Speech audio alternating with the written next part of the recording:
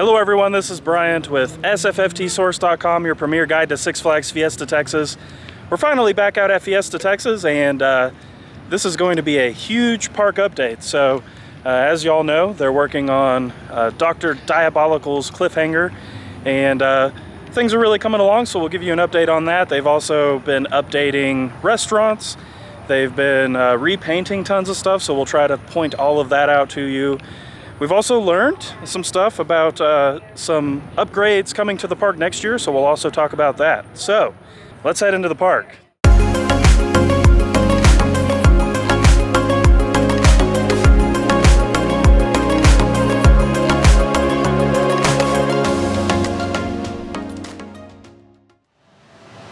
And we made our way into the park, and you can see one of the first kind of big projects we run into is a paint refresh that is kind of just continuously happening here in Los Festivales. You can see them actively working on this right now.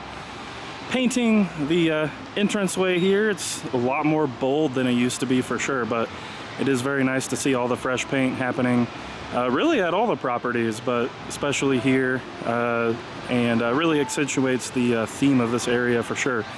Now they have done some other fun paint stuff in this area that we will show you a little bit later on. And the other really cool thing that they've done for the 30th anniversary out here is you can see the old school Fiesta Texas logo, sun logo here on this entranceway as well. This is really cool, and if they sold these in the park, I'd probably buy one. And here at Mockingbird Funnel Cakes, you can see some of that like really detailed paint that they've been doing. It's very cool. And it's just fun to see like little random things that you might not always see, but if you just pay enough attention, you would see it, which is what's going to make this really fun. It does look like maybe they've touched this stuff up. I could be wrong, but it looks pretty good. I also really like the planters that they have out here, which have just kind of been popping up here and there, but they're very colorful and kind of funny. It's like it's fat like me.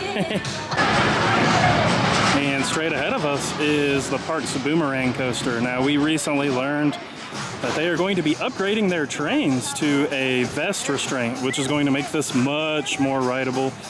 You won't have all that head banging that you get on the hard over-the-shoulder restraints, and they will also be redoing the control system, so the brakes will be upgraded to mag brakes, and that'll cut down on some of the choppiness and loud noise as well. So they're really investing in the Boomerang, and that's a really great thing because, you know, it's kind of their centerpiece.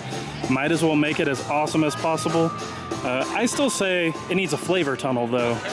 And here by the Spotsburg train station, Der Pilgerbahnhof, the landscaping projects continue. So you can see down here just tons of foliage, flowers, and they've really kind of seems like they've cleaned up this whole area. It's much more kind of pronounced, and just looks really good down here. And here in the Spotsburg area, they've also been working on some new paint. You can see here Studio 6F, as at least this side has been repainted. It's kind of like a minty green with a dark green. Nice to see some fresh paint there. And we've walked into Sangerfest Hall because it is updated even more since we've been here. You can see the fountain is not quite on yet, but it's got water. So it looks like soon this will be a working fountain. And they definitely added some more theatrical lighting. You can see kind of the pattern breakups on the stage and around the buildings. But they've also added these lamps, which look really good. You've got these little flower deals here. You've also got a lot more flowers over here. They've got flowers running all along here. Now, of course, they're not real. It just looks really nice. It's a really nice touch. And another thing that I really wanted to point out is the fact that they've got all of these detail paintings in here. So it just looks really nice. This definitely exceeded what I thought it was going to be, and I think it turned out really, really nice. And of course, they're not done. They've still got a whole kitchen that they've got to get ready to go back there. So it's kind of the only last piece. I would assume maybe the food's going to change a little bit. We'll have to wait and see on that. We all know how the food is. It's kind of just been all over the place, but it's looking really nice in here. And since we are in Sangerfest Hall, we decided to go with the crazy crowd dog, which you can see is a foot-long dog. Tons of sauerkraut. It comes with a side of beans and chips. And this is still on the dining pass. There are some like random things here that aren't on the dining pass. One of those being like the calzone, and then that roasted chicken that looked really good. So I don't really trust it enough to not use my dining pass on it. Otherwise, I would have gotten those. All right, so we just finished the kraut dog. I will say, quite a bit of flavor, not bad. You get a ton of food. The one nice thing about the chips is they're not just like those regular Lay's. They're more like Ruffles. They've got the ridges, but they are just, you know, regular potato chips. The beans had a ton of flavor. The only thing about the beans, I can't say it really complements the kraut dog very well. So I'm a little bit conflicted because on their own, these two items are actually a really nice, kind of unique flavor. But together, maybe not so much, but either way, it was still a nice meal.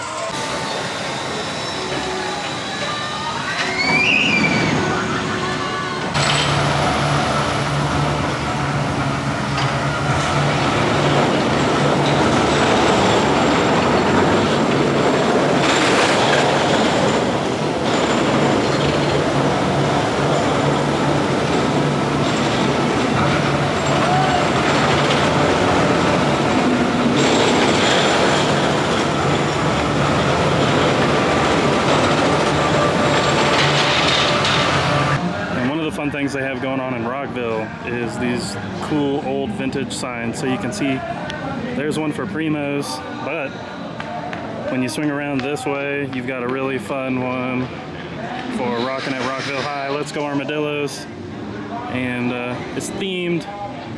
And if you swing around this one, you get a whole completely different one. So, but all of these are themed to Rockville High, which is really cool. And we made our way over by the Rockville restrooms, and you can see got another one of these cool banners here. So two of the people from the Rockin' at Rockville High show getting you pumped up. I think there's another one. Oh yeah, there we go. See you at Pete's Eats after the show, and that right there, that is what I look like after I eat at Pete's Eats, no lie. So here by the Batman statue in this like weird Rockville / DC universe area, they've added more plants in here, and these are actually really interesting looking. So it's nice to see there's a little variation too. Now, swing across this way, and one of the things I will say that's been really nice is they've added a lot of table area out here. So this little area kind of where the candy store is, where Primo's is. We've got the bar around the corner. Lots more seating out here in this kind of Rockville Plaza area. Now, here next to the entrance of Batman the Ride, you did have this Cheeto popcorn stand, which, you know, admittedly I never really saw open. It does look like they've kind of dropped the whole Cheeto thing. And you can see now that they've got a popcorn box, which is a snack, but they've also got the mangonada, and lots of Italian ice. So cotton candy, creamy coconut, cucumber melon, mango, strawberry watermelon. So it's fairly expensive for that, but also beverages there as well. So maybe a better use of this stand. It is nice having the cold items. And another big change on the dining pass is here at Funnelicious, and this probably reflects over at Mockingbird Funnel Cakes at the front. We didn't look at the menu, but you can see no funnel cakes are on the dining pass, not even a normal funnel cake. I don't even really see a normal funnel cake. Looks like they only sell the Funnel Cake Supreme. You could probably ask for one, I'm not sure though. You still can get a regular drink and a bottled water as a snack though. But as you can see, if you want to buy a funnel cake, it's like fair game now. No one's getting a funnel cake anymore, it looks like. At least not right now.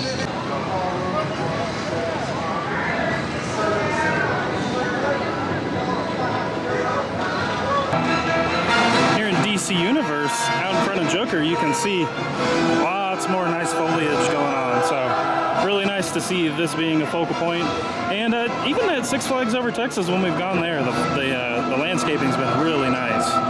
And part of this video, of course, is doing some dining pass updates. So you can see here at the Johnny Rockets in the DC Universe area, nothing on the dining pass for a meal or a snack in terms of food. However, it looks like you can still get a regular soda and bottled water. So this is a, you know, pretty big hit when it comes to the dining pass, and you can definitely see that, you know, reflected in the line of people. See if I can win one.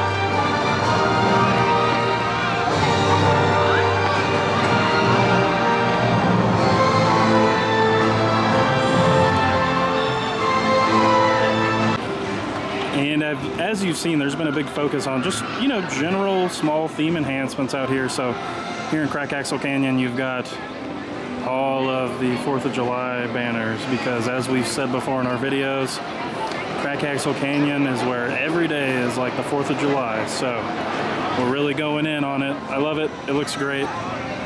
Stopped off here at Bubbas River Cafe in the Crack Axle Canyon section across from Goalie Washer, and just want to do a quick food update. You can see still got the cheeseburger and chicken strips, chili cheese fries on the meal, and seasoned fries as a snack. So it's definitely reduced a little bit, but it's still really not too bad over here at least. You can see here at Dr. Diabolical's Cliffhanger, there's still plenty of things going on construction-wise. They're actually up there working on the lift leads to the first drop. So trying to get everything ready. And the sun's not going to play very nice like it commonly does here at Fiesta Texas, but they are actively working up on the top of the lift hill up there, just getting things ready. And man, that guy in that little cherry picker there, I bet he's having a fun time. But we will kind of swing back around, but you can see they've been working on the queue area over there. So covered queue. And one of the other interesting things we learned is that they will have pass-through lockers. So if you've been on the Velocicoaster at Universal Orlando, you know you put your stuff in a locker ride, and then once you exit, you take it right back out of that locker, and it's free of charge. And we'll try to get a little bit of a better angle of this, but you can see that they have built up the outdoor queue there. You can see the little shade structures. They actually moved these shade structures from outside of the park. I believe these are the old tram stops that were over by Goliath. You know, they don't do a tram here, haven't in quite some time. So you can see there's still just a little bit of work going on the indoor queue, but it's nice to see shade on the outdoor queue. Of course, they've started putting a fence around the perimeter, all the areas they really don't want anyone to get to. Just the way the queue is designed and where this ride is placed, you do get very close to it. And speaking of getting very close to it, they have put some safety netting here so that if you're walking on the pathway and someone were to take a loose article on the ride, then it would theoretically keep it from flying at you, which is a very good thing. And so from this angle, you can see the outdoor covered structures a little bit better. So they got 2 of them, and looks like there might be a little bit of an uncovered area, but we'll have to wait and see. They might put up some kind of tarp or something like that. And you can see this netting is going to go all the way down this down pretty much to the bottom of the first drop there.